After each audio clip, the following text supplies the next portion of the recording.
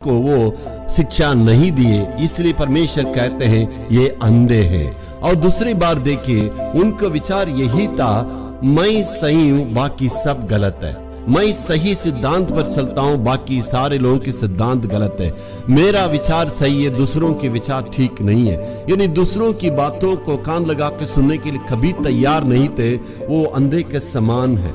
आज इस प्रकार की हमारा भी एक भावना रहता है, मैं इतना अभिषेक पाया हूं, मैं जो कहता हूं वो सही है, बाकी सब कोई ठीक नहीं है। मेरी आत्मिकता में मैं इतना सिद्ध रहता हूं, मेरी आत्मिकता ठीक है, मैं परमेश्वर के संग संग चलता हूं, बाकी लोगों की आत्मिकता कुछ नहीं है, वो ज्यादा परमेश्वर के संग नहीं चलते। इस प्रकार गलत विचार हमारे अंदर है, उसी को प्रभु कहते हैं ये कपटी विश्वासी है।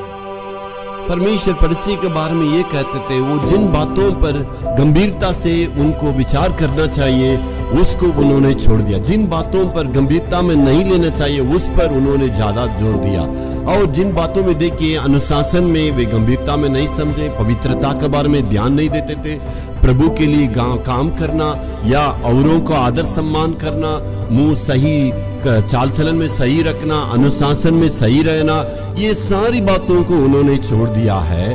बाकी वो क्या करते हैं, मेथी में, सरसों में और छोटी छोटी बातों में दशमांश नहीं देते थे, उसको ऊपर बहुत ही ज्यादा जोर दे के कहने लगे। हालत भी देखिएगा, जिन बातों पर ध्यान देना उस पर नहीं ध्यान देते, जिन बातों पर बिल्कुल ध्यान जो कम देना उस पर ज्यादा गंभीर रूप से देते हैं। हमें परमेश्वर सारी बातों से बचा के रख